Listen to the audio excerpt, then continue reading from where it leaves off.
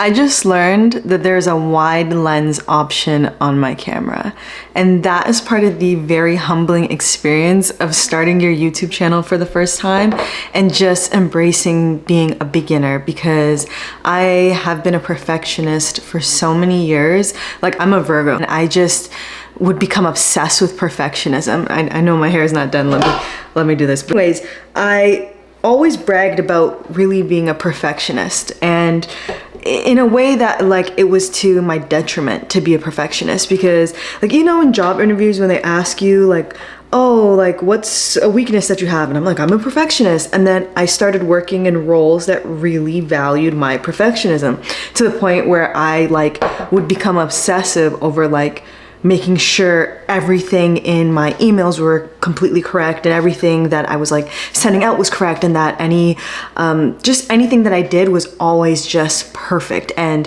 when people would tell me, oh my gosh, this is so perfect, I would like feel so good about myself, like, yes, I made it, I did it, I'm perfect.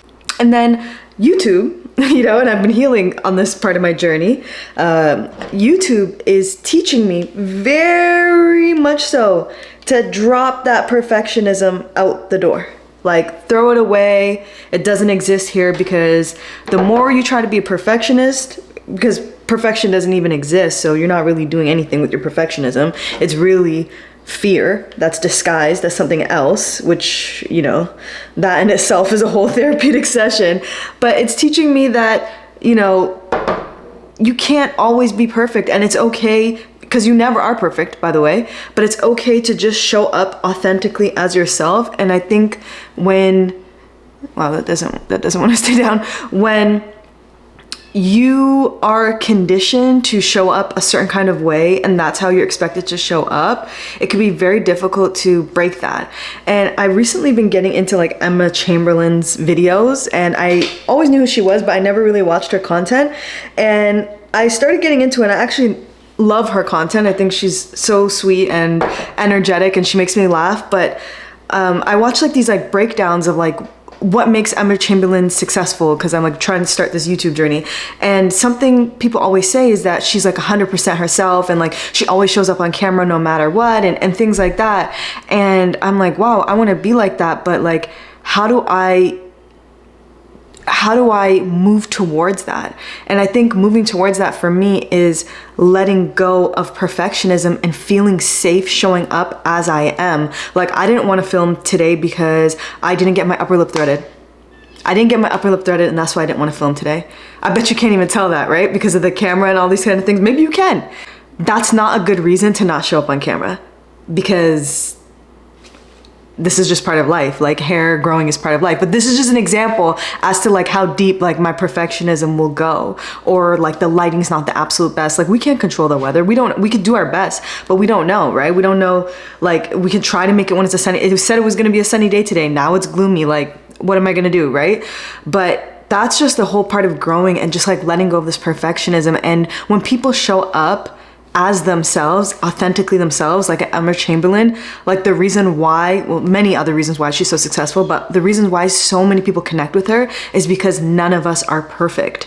So when you try to display a perfect image of you, it's not real. Like, and I was reading in this book today, she was talking about the difference between like having high standards for yourself and being a perfectionist. The book is Everything's Figure Outable. And she was saying it's okay to have high standards for yourself, but it's not okay to be a perfectionist. And there is a difference between the two. And so I can have the high standard for myself that I'm showing up on camera today because that's the standard I'm making for myself. But the difference of being a perfectionist would be not showing up on camera at all because all of the things around me aren't going the way that I want to go.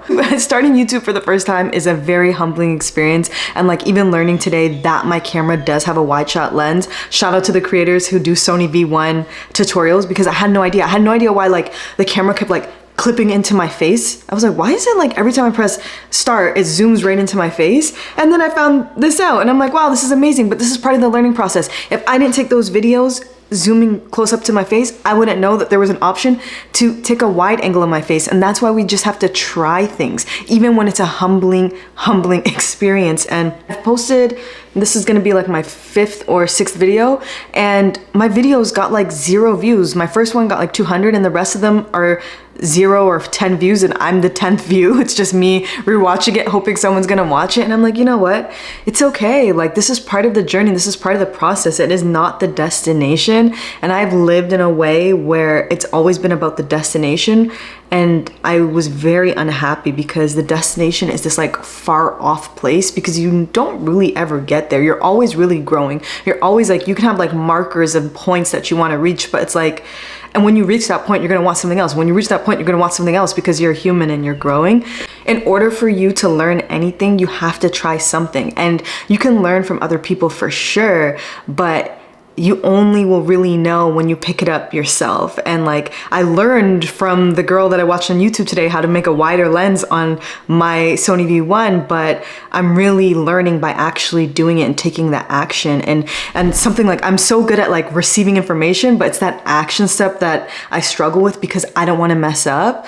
But it's in the messing up that we grow. That's what makes this life a beautiful experience. When they say like hindsight's 2020, like when I look back in my life, like the last 10 years, I've learned so many things from messing up, from trying different jobs that I didn't like.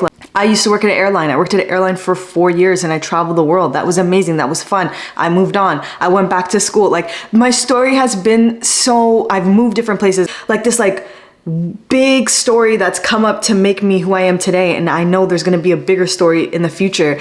And I didn't want to go back to school when I went back to school, because I didn't want to be a beginner again, because I'm like, wow, I'm 27 years old. Am I really going to go back to school? I'm going to be the oldest person in the class. A lot of these girls came straight out of like, you know, university, so they're 21, and I was one of the oldest people in the class. And it was a very difficult experience to go back to school at 27, and the program that I went to was like really intense, and we weren't supposed to work much. So like, I had to go back to being a really broke student again, and it was really tough at 27, because I'm like, I'm too grown for this. I had all these stories that I was telling myself, but like, I was like, you know what, forget it. I'm just gonna apply to a competitive program. I'm probably not gonna get in.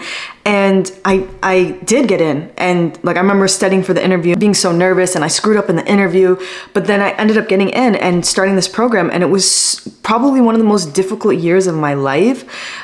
But I'm glad that I did it, because I learned so much just in that experience. I learned more from that experience than I did the actual program, of what it's like to be a beginner again, and to, you know, learn to do schoolwork again. Like that hopping from 21 to 27, it's like, I kind of forgot how to study again. I forgot how to write. And so it kind of like just taught me about myself and to humble myself, because now I'm 27, turning 28, working as an intern at an entertainment company. And I'm like, I'm too grown for this. Like, I literally would go into my internship and I'd be like, I am too grown for this. Like, I can't believe I'm doing this.